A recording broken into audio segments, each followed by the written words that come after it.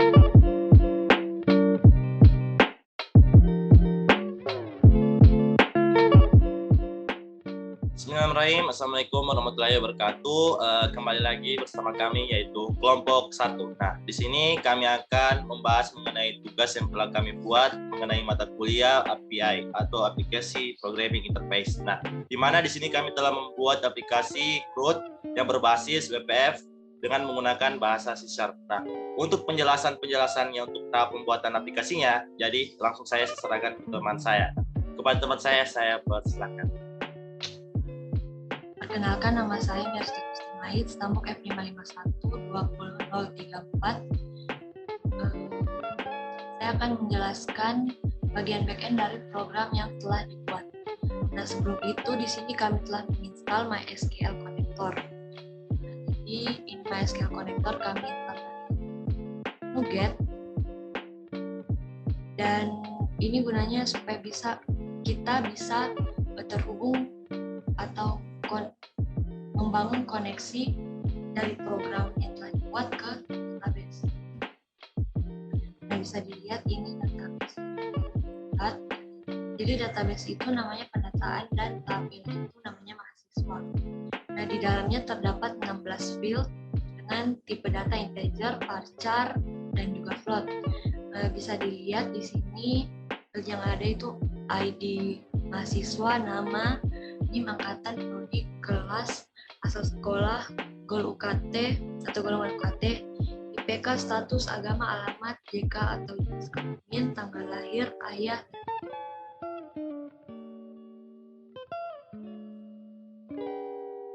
Pada programnya sendiri, yang pertama itu kita import atau using namespace MySQL client dan juga sistem data. Sistem data ini supaya kita bisa menggunakan kelas-kelas dan fungsi dari ADO.NET.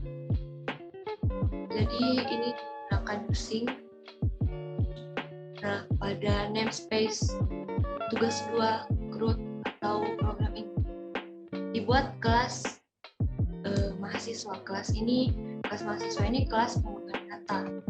Jadi di dalamnya itu terdapat fungsi-fungsi, dia public dan tipenya itu string.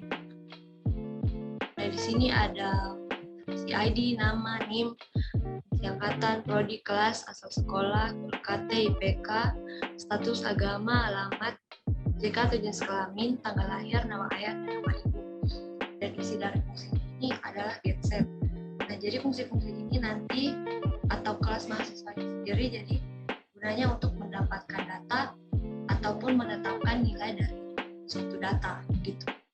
Nah, karena dia ini sifatnya public, jadi dia bisa diakses di semua kelas.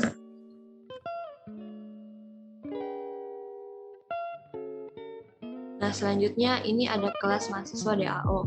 Kelas ini itu merupakan kelas dari data akses objek untuk mengakses data dari MySQL ke database.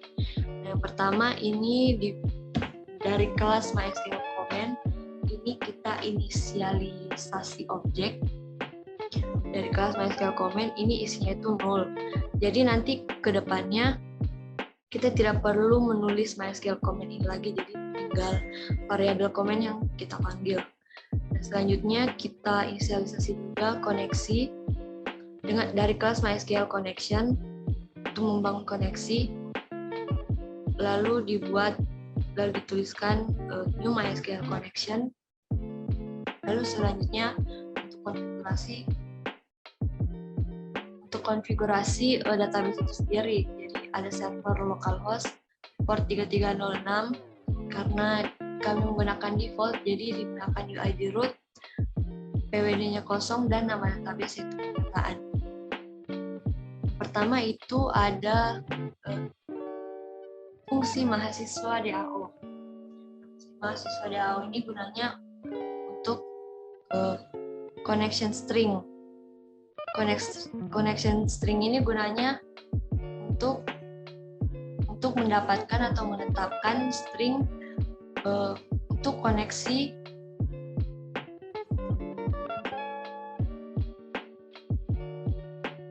connection string ini gunanya untuk mendapatkan dan menetapkan string-string yang digunakan untuk connect dalam server database MySQL. Tentunya itu ada fungsi dataset getData. Jadi dataset ini dari sistem data, dari namespace sistem data, dataset getData. Jadi getData ini nanti digunakan untuk mendapatkan data-data yang sudah diinput ke dalam database. Nah, selanjutnya ini diinisialisasi objek dari kelas dataset. Ini new dataset lalu digunakan try and catch. Jadi kalau misalnya codingan yang ada di dalam tray ini terdapat masalah, maka akan muncul message box yang berisi pesan dari bagian apa yang error dari program yang telah dijalankan. Nah, pada tray ini koneksi di close dulu lalu dibuka. Kenapa ditutup dulu? Jadi kami mendapatkan error kalau misalnya kita habis mengupdate data. Dan data yang telah diambil itu kita harus edit lagi kan. Nah, kami mendapat error kalau misalnya koneksi telah terbuka. Jadi programnya itu tidak terupdate. Karena itu koneksi ini di close dulu baru dibuka kembali. Nah, selanjutnya dari komen yang telah tadi dibuat sebelumnya, variabel komen ini isinya new objek baru dari MySQL comment atau kelas MySQL comment. Nah, selanjutnya comment.connection itu sama dengan con atau koneksi tadi. Ini koneksi, ini objek MySQL connection. Lalu comment.commentText ini sebenarnya tempat kita menaruh string query dari SQL. Nah, karena di sini kita akan mendapatkan seluruh data yang ada dalam tabel mahasiswa, maka query yang digunakan yaitu tentang from mahasiswa. Bintang berarti kita ingin mengambil semua data yang dari tabel mahasiswa. Selanjutnya ini ada data adapter dari kelas MySQL data adapter. Nah, jadi fungsi data adapter ini sendiri dia mengisi data yang telah didapatkan dari query tadi ke dalam dataset, atau dia bisa juga memperbaharui database.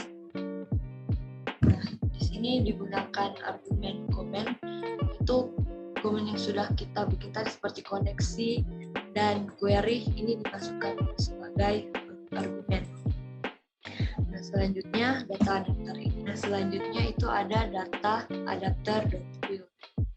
Nah, jadi dari data adapter ini, data yang sudah didapatkan itu diisi ke dalam dataset dan yaitu dari tabel mahasiswa.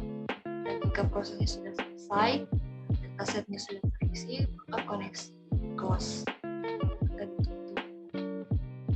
Dan selanjutnya di return DS atau dataset yang berisi data-data yang berasal yang kita dapatkan dari query yang sudah dijalankan dan yang sudah didapatkan dari data adapter. Dan selanjutnya ada public dataset dari data dengan parameter string word.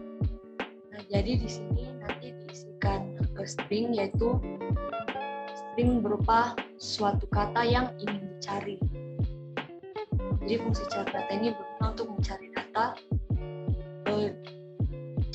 dari kata tertentu atau dari variabel word tertentu. Nah, codingan dari function cari data ini sama seperti getData. Membedakan hanyalah query-nya. Caranya sama, koneksi ditutup, lalu dibuka, lalu diinisialisasi, koneksikan. Nah, untuk query-nya sendiri atau comment.commentText yang digunakan itu select bintang from mahasiswa, where nama like word or name like word. Nah, jadi kita akan mengambil data dari seluruh seluruh field dari tabel mahasiswa, di mana dari field nama itu mengandung atau terdapat kata atau karakter seperti di parameter word ini, atau NIM seperti juga di parameter word. Jadi fungsi cari data ini gunanya untuk mencari data, tapi hanya berdasarkan nama dan saja. Selanjutnya, data adapter digunakan untuk mengisi dataset ataupun memperbarui database, dan dari komen yang telah digunakan seperti comment type dan comment text ini dimasukkan ke dalam MySQL data adapter. Nah, dari data yang sudah didapatkan dari data adapter ini kemudian diisikan di dataset, dan tabel yang sumber datanya itu dari tabel mahasiswa. Koneksinya itu ditutup.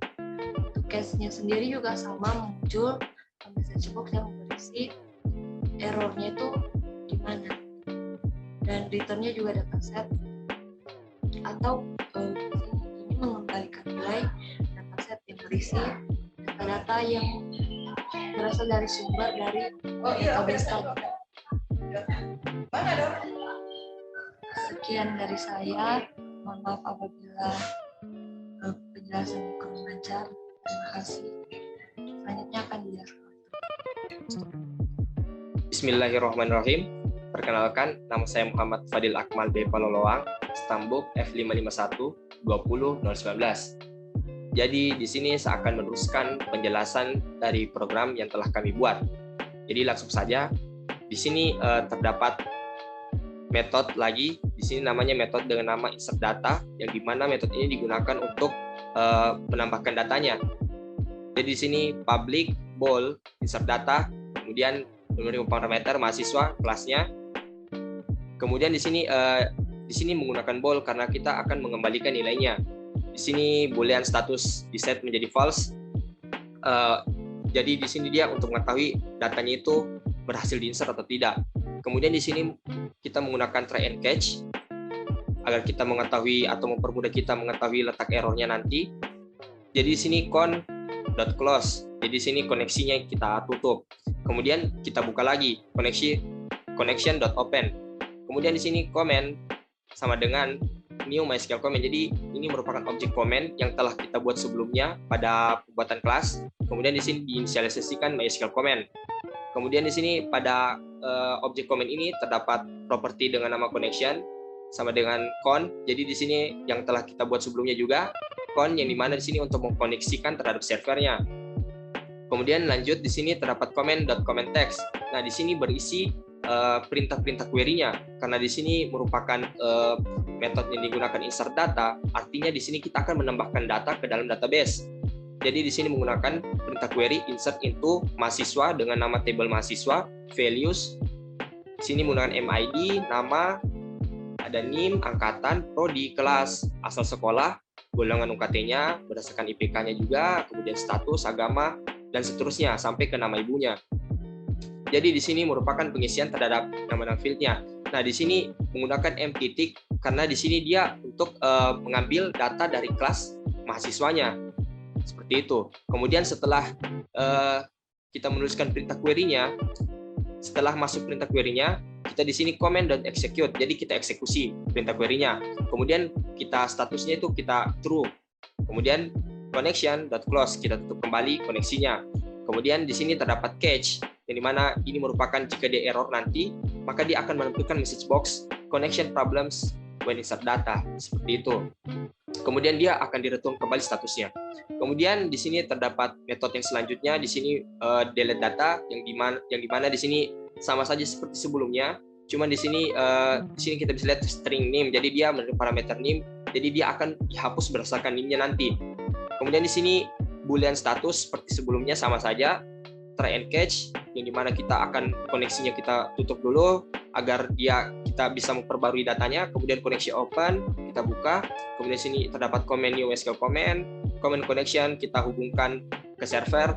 Kemudian di sini comment text dengan perintah query-nya delete from, karena di sini merupakan metode yang digunakan untuk menghapus data atau mendelete data. Jadi di sini delete from dengan nama tabelnya mahasiswa, where NIM karena kita di sini menghapus datanya berdasarkan NIM-nya, karena NIM di sini kita ketahui bersama NIM itu tidak ada yang sama, jadi itu merupakan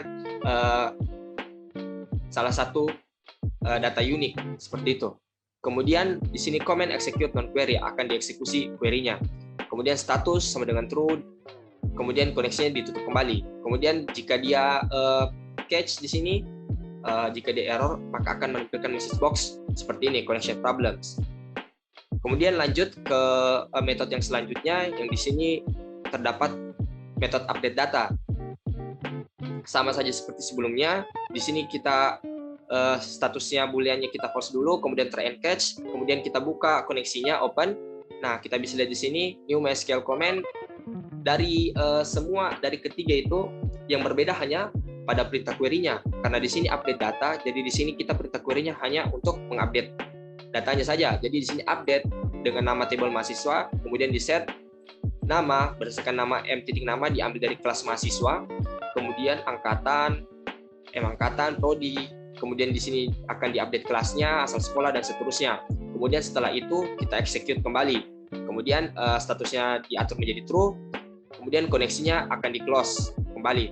Kemudian di sini terdapat catch sama seperti sebelumnya. Message box akan menampilkan message box connection problems when update data. Jadi ketika kita koneksinya itu bermasalah, jadi di ini akan menampilkan catch ini, message box ini. Kemudian akan di return statusnya seperti itu. Mungkin sekian dari penjelasan saya. Terima kasih. Terima kasih. Saya Valiansyah, Stambuk F551 20028. Jadi langkah selanjutnya kita membuat public partial class main window. Di dalamnya ada dua kelas yang sudah dibuat sebelumnya. Yang pertama mahasiswa DAO, kemudian yang kedua mahasiswa. Dua kelas ini dibuat di dalam bentuk variabel baru, yaitu DAO dan MHS. Kemudian kita panggil kembali kelas itu. Kemudian langkah selanjutnya membuat public main window.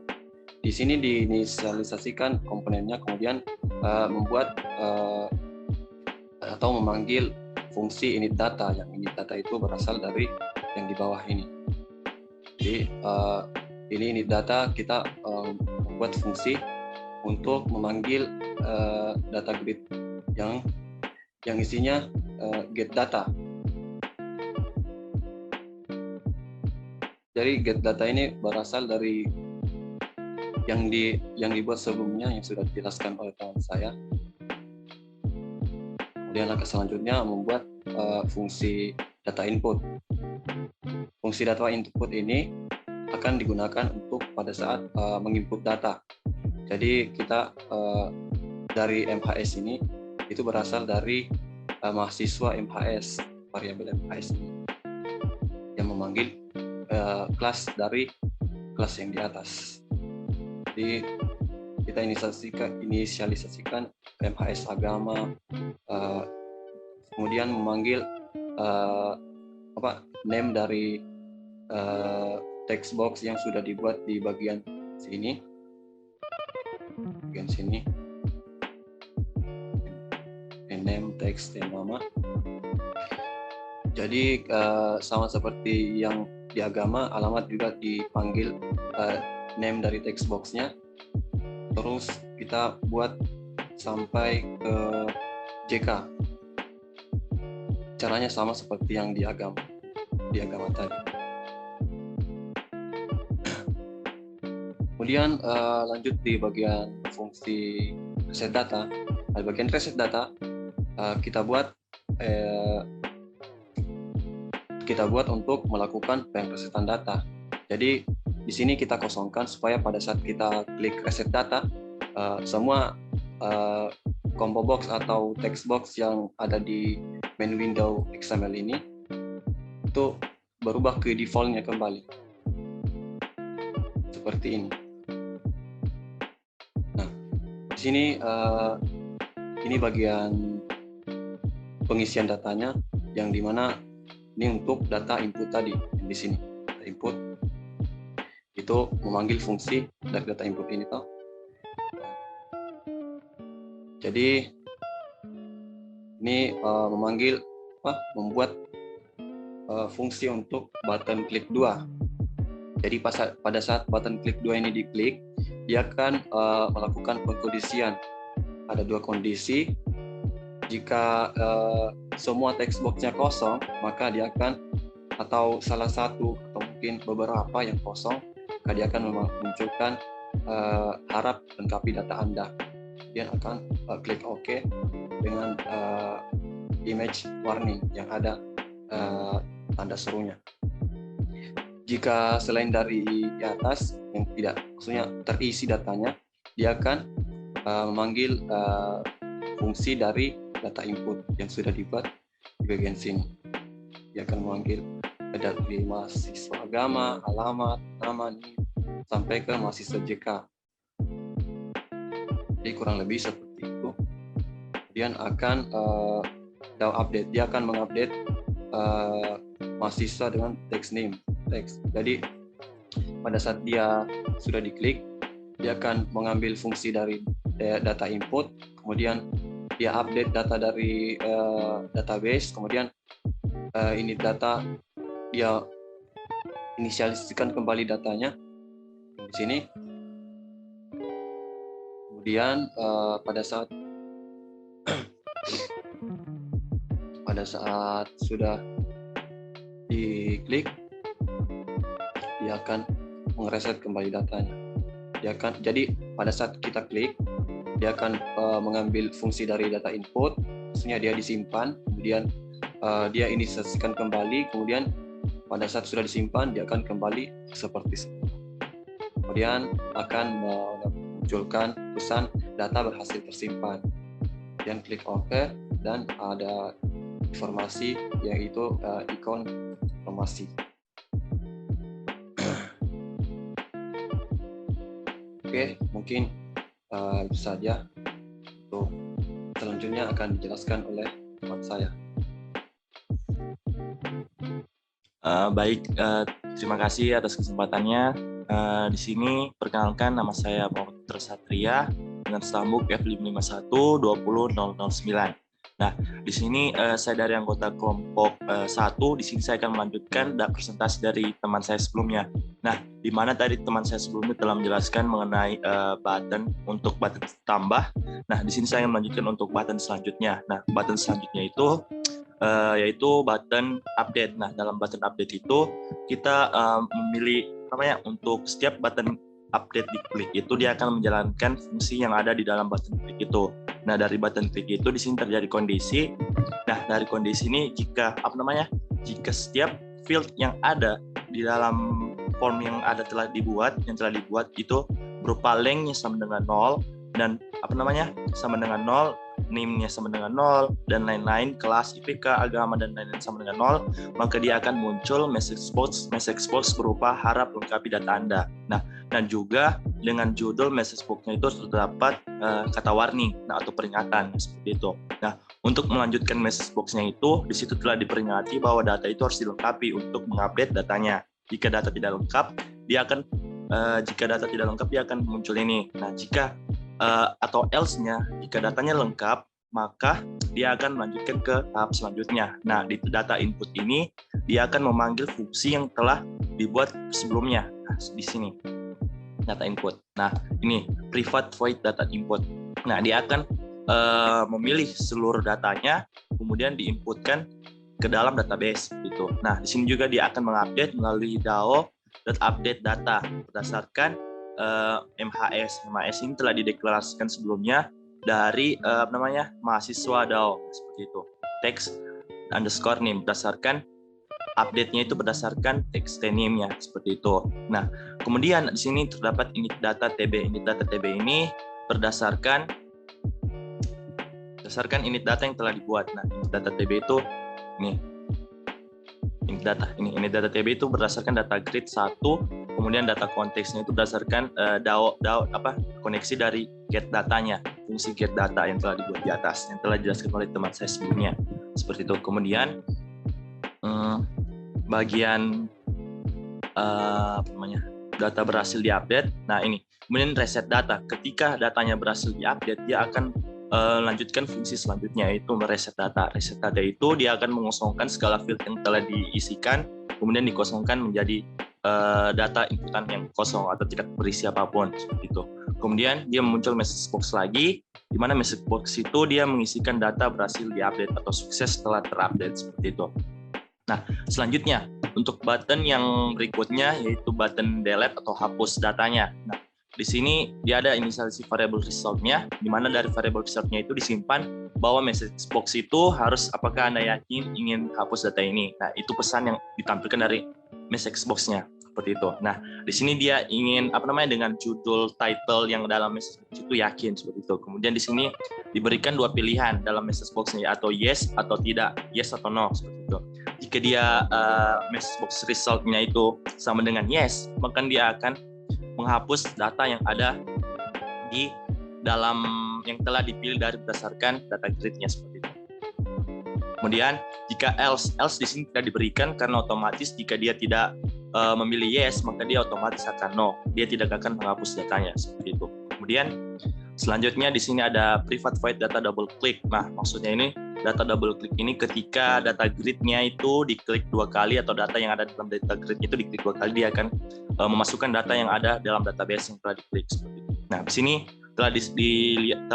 dapat kita lihat bahwa data raw view DRV. Nah, di sini menyeleksi seluruh data yang ada di database itu berdasarkan row-nya, seperti itu, atau bagian dari row yang ada di data grid, seperti itu. Nah, kemudian di sini ada string nama, NIM, angkatan, prodi, kelas, asal sekolah, golongan UKT, IPK, status, agama, alamat, jenis kelamin, tanggal lahir, ayah dan nama ayah dan ibu. Nah, di sini segala bentuk field-nya itu diubah ke string, menggunakan string agar datanya itu bisa kita panggil kembali ke dalam field yang ada, seperti itu. Setiap kita klik misalkan nama, NIM, dia akan masuk ke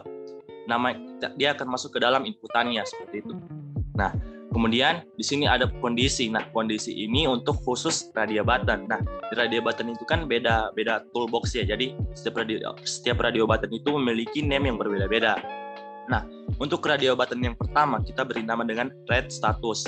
Nah, untuk radio button yang kedua diberi nama dengan red status 1. Nah, kemudian berdasarkan konten dan diubah menjadi string.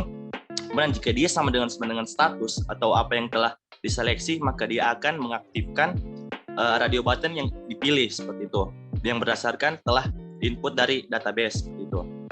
Nah, jika dia red statusnya juga sama dengan status, nah di sini dia akan mencek bahwa dia itu telah aktif, seperti itu, radio buttonnya aktif, diaktifkan, seperti itu. Nah, kemudian di sini ada button klik 7. Nah, button klik 7 ini fungsinya adalah button reset. Nah, button reset ini telah dijelaskan teman saya sebelumnya. Di dalam fungsi reset data ini, dia akan menghapus seluruh inputan yang telah ada di dalam field text box-nya, seperti itu. Di sini reset data dapat dilihat fungsinya di sini. Fungsi reset.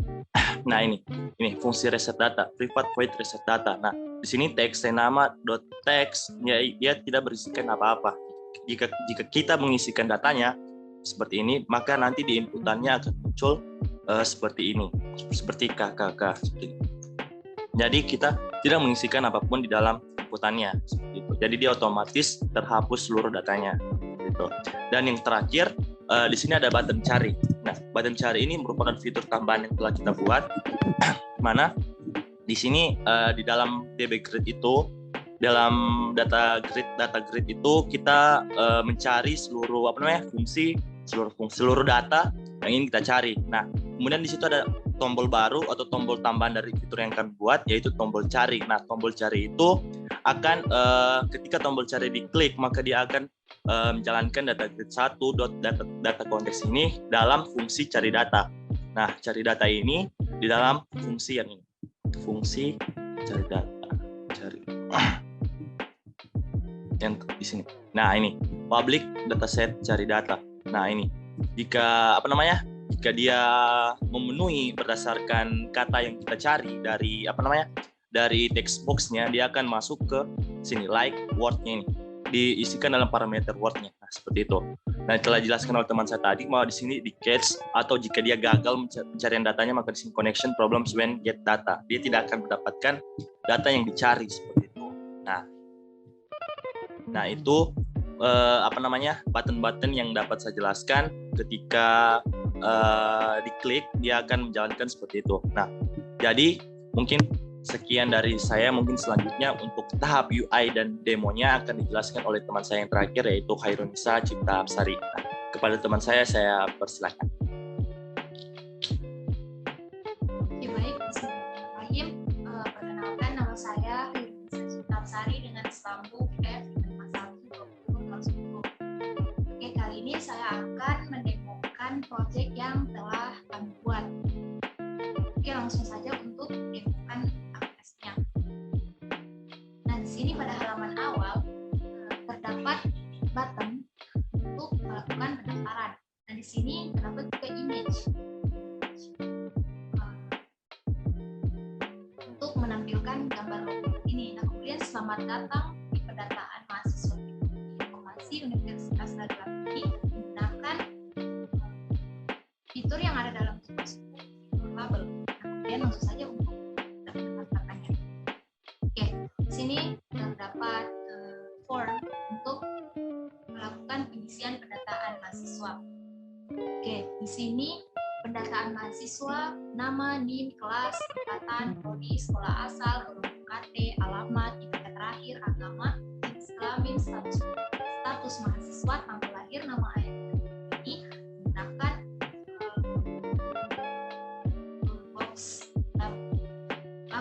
menggunakan label. Nah, kemudian untuk kotak pengisian ini menggunakan toolbox, text box. Nah, kemudian untuk ini prodi dan jenis kelamin ini kan ada tanda panah di bawah, ada pilihannya. Nah, ini menggunakan box. Kemudian untuk status mahasiswa ini menggunakan radio Banten. Kemudian untuk tanggal lahir ini ada select a date ya, untuk tanggal. Kemudian ada button. Terdapat button tambah, update, delete, reset, dan button untuk melakukan pencarian data. Kemudian di sini ada data grid. Nah, data grid ini kita menggunakan si binary ini untuk memanggil field nama, NIM, kelas, dan DPI kemudian ditampilkan dalam data grid ini. Oke, langsung saja saya melakukan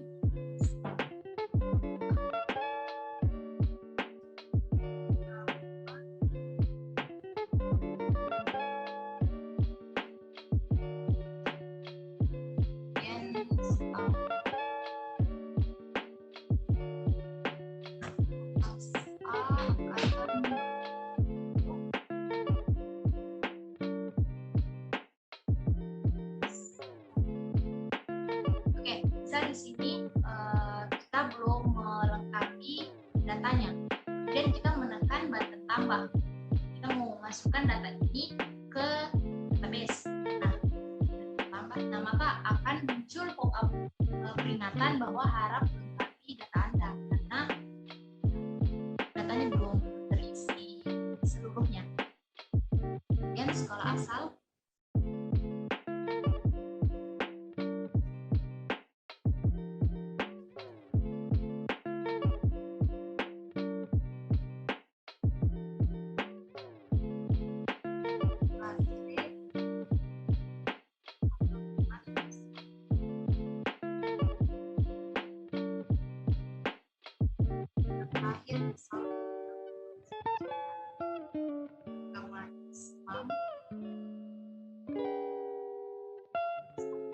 Status mahasiswa ya.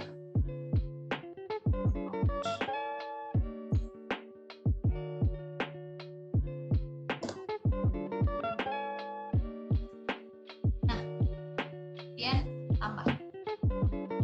Nah, maka data yang barusan di input bukan masuk ke dalam database dan ditampilkan pada data grid.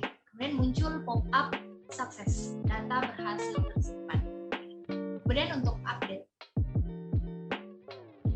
Nah, di sini update misal kita ingin mengubah data, misal alamat saya ubah.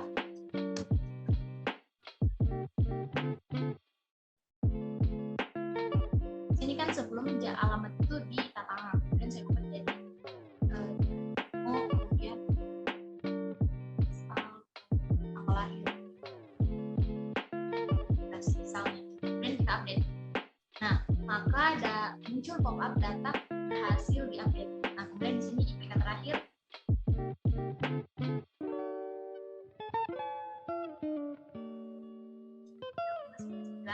Kemudian di sini alamat yang sebelumnya tangan jadi kemudian tanggal lahir. Oke, kemudian untuk reset, untuk button reset di sini fungsinya untuk menghapus data-data yang ada di dalam form penyimpanan ini. Saat kita tekan reset, nah maka datanya dihapus. Nah, kemudian untuk delete, misal kita pilih dulu data mana yang ingin dihapus. Ini ada 4 data, saya milih data ini dan kita hapus. Nah, kemudian ada window untuk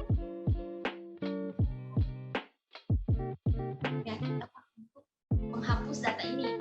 Sini ada pesan, apakah Anda yakin ingin hapus data ini? Kemudian ya. Nah, kemudian data berhasil terhapus. Misal kita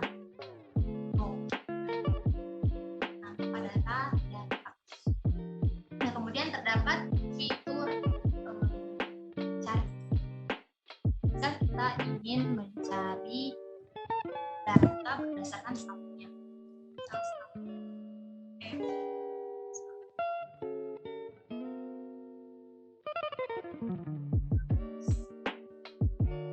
Nah, di sini yang 018 hanya 1 orang. Nah, maka data yang muncul pada data grid ini hanya NIM sesuai dengan yang kita cari, yang ingin kita cari. Oke, mungkin sekian dari kami. Mohon maaf bila ada salah kata. Assalamualaikum warahmatullahi wabarakatuh.